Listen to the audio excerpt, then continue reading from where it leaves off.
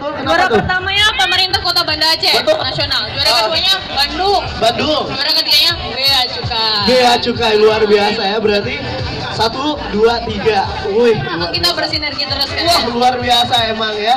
Nah, kalau kita lihat juga sebetulnya masih banyak sih yang belum mengetahui sebetulnya Bea Cukai ini apa gitu ya kan. Ya Terus kan? di bawah apa sebetulnya, nah masih kebanyakan masyarakat Kota Banda Aceh ini masih bingung sebetulnya Bea Cukai ini apa. Kalau kita boleh jelasin sedikit kira-kira apa sih?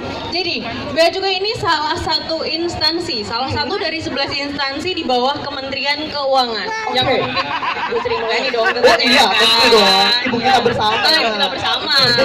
TV ya, milik kita bersama. Nah, Bea Cukai di sini tugasnya banyak. Nanti akan kita jelaskan lebih lanjut kali Oke. ya. Tugasnya banyak, berarti intinya ini sebetulnya Bea Cukai ini adalah di bawah Kementerian Keuangan. Keuangan. Nah, bentar Bang. Apa tuh? Hampir lupa. Kalau teman-teman mau tahu tentang Bea Cukai, mau pengen tahu apa aja layanan yang